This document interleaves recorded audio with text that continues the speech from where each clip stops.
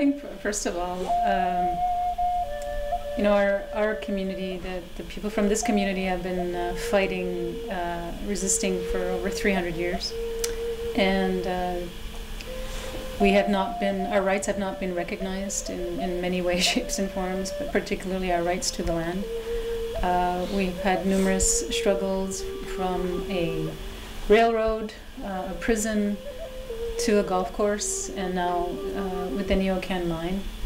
And we are still being ignored as the rightful title holders to this land. Well, Neocan's a mining company, and they want to extract minerals, and some of the minerals are used to strengthen steel and metals for whatever purpose they use that for. Also, there's pockets of uranium on their way down to extract those other minerals. And in those pockets of uranium are the potable water tables that the farmers use, and we naturally use for our well systems around here as well. So we're approaching the site of the new mine, the proposed mining area. It's in a area right near these farms, just up ahead. What they're proposing to do is to excavate this farm field and start the niobium extraction project. So now we're starting on the western end of this proposed mine, as you can see here outside the window. This whole farm field that we are looking at right now is what's going to be excavated. So this is a field where vegetables for markets, local markets, are grown. It's also it's a very fertile area of land, and like I said, this is going to be a proposed area that's going to be excavated and made into another open pit mine. This is the former Columbium mine, which was operated by St. Lawrence Columbium during the 1950s. The mine closed in the late 60s, early 70s, and behind me is the tailings from that mine. We're on along Rang St. Sophie, which is within Kanehsatake's Mohawk territory, and this is going to be used by Neocan Incorporated to deposit their tailings from their open pit mine, which will be open. They're planning to open up down the road from here, about maybe 200-300 meters from this point. So this is part of the eyesore that the open pit mining will create in this area. This land behind me is useless right now.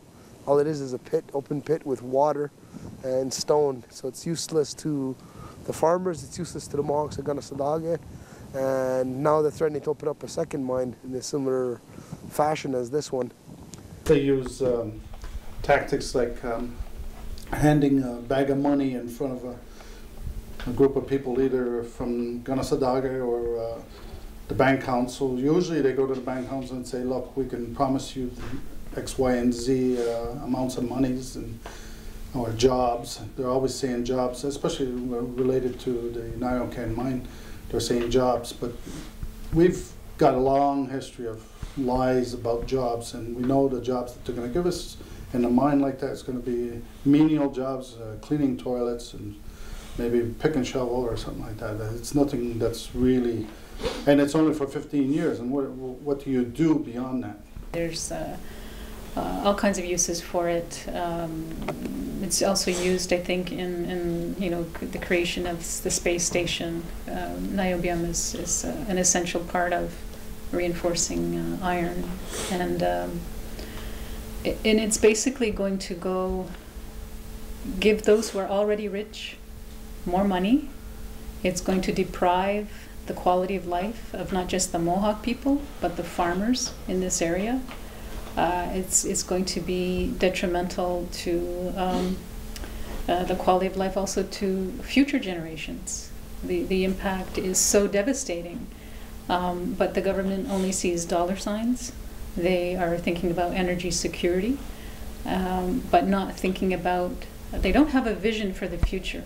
They want to buy this out and expropriate whatever they can't buy to start that mining project. So yeah, it's going to be pretty extensive, I do believe. I don't think it's going to be as big as the old Columbium mine, but it's going to be sizable. Being a lot of traffic, a As we can see, there's a lot of resistance in this area to the niobium mine, because these are people who are going to be directly affected by it. Not only are they going to have their water poisoned directly, they're also going to lose their livelihoods, and they're going to have to live with the constant traffic of heavy trucks transporting tailings and and the mining minerals, the mine minerals. What do we do with the tainted water tables that it's going to leave behind? One farmer that just left here, he's an apple farmer, and he's been active against it. And all those farmers right down through there, through that same road on where the mine's going to be situated, have expressed their outrage that this mine would position itself right in the middle of a farming area. And I've kind of looked at that whole road as being like anyone's vegetable dish, fruit dish. Any supermarket that you go to, you'll see all the fruits, vegetables right there. That's what they grow on that road, and that's in danger. And that's why we're supporting the farmers, and the farmers are supporting us on this issue. We're together on this.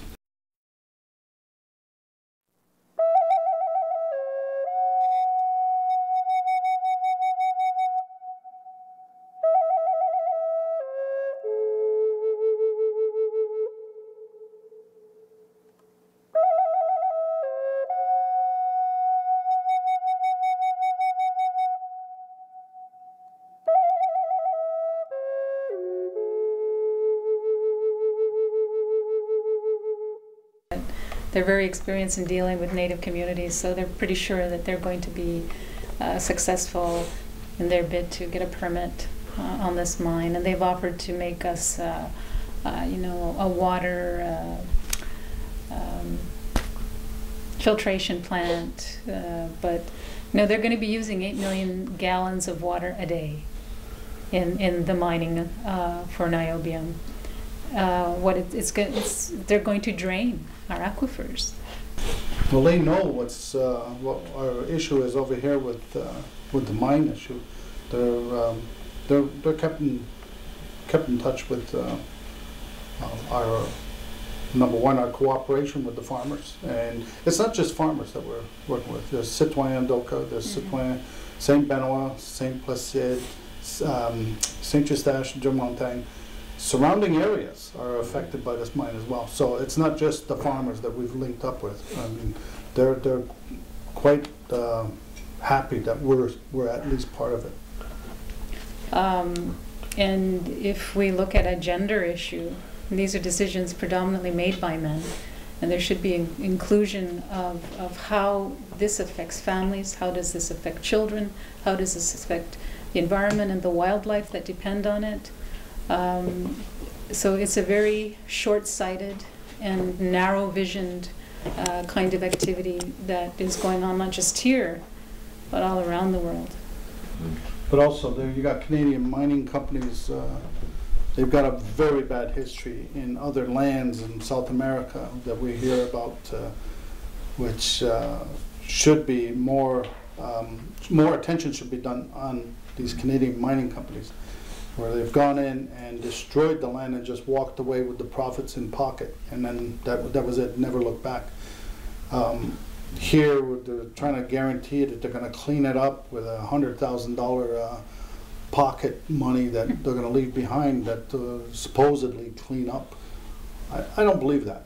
That's bullshit. You're not going to clean that up. The insidiousness of the laws that protect mining companies and corporations and governments like this needs to be exposed. People need to know that when they buy something at Walmart or when they buy something anywhere, at any cost, there is water, there is petroleum products, all these things, you know, it's all dirty money. You know, we're living in a capitalistic society that doesn't recognize the rights of those whose resources are exploited. And it wouldn't surprise me if something really drastic happens, because these companies can violate and kill human beings with impunity, which is a sad reflection on our society. And that's why I think human rights should be taught to school children. Politicians should learn about human rights, but they also should learn about the environment. They also should learn and be mindful that we're stealing the resources of future generations. And they should be exposed. Well, they submitted petition lists over 5,000, I'd say 5,000, almost 6,000? Almost 6,000 names to the Quebec legislature through the local MNA, and a few students from the school, which is close by to the mine. Some students went to the legislature in Quebec City and submitted these petitions. So it got their attention. That many names from just people in the surrounding area, it means it's a serious issue to be looked at. The constituents who vote, they're pretty unanimous in opposing this particular project. So it gives more pressure to the local MNA to fight for them in the National Assembly. Because I think one of the advantages we have this time, more so than we did in 1990, is the fact that there are many municipalities and citizens who are opposing this, and there's a greater understanding of the impact. I think if we were alone, it might be a very different story. There's too much against Nyocan at the BAP hearings. There are proofs that they've been submitting. Were totally out of whack, and they were told take it back and restudy it. They can study it till the moon gets covered over, but they're not going to satisfy the people. It's just not going to be satisfactory. Nyocan, I think, is going to be a little bit too self-assured, and I don't think they've ever dealt with Mohawks before, so they're going to learn very quickly that we know how to defend our rights, and that part of any kind of global movement against any kind of mining that smells of uranium will be opposed. And this is really important for people to remember. There's a global movement against this. Link up with those communities is very important. That's their base, their power base is right there. And to make sure that the divide and conquer doesn't enter into it. And usually it's a corporation with that bag of money on the table that'll divide and conquer, which is sad, and I know a lot of our people are poor and a lot of our people need that bag of money. I understand that, but what's the long-term effects of a mining operation going to do to that bag of money if you can't drink the water, grow your food, or your kids end up with cancers that you can't cure, on and on and on and on. The ripple effects from a mine, it's endless. It's endless. I just kind of wish that proponents of these mining companies, the shareholders, if you want to say, the people who own it, would drink the water from some of these places and let their kids drink the same water.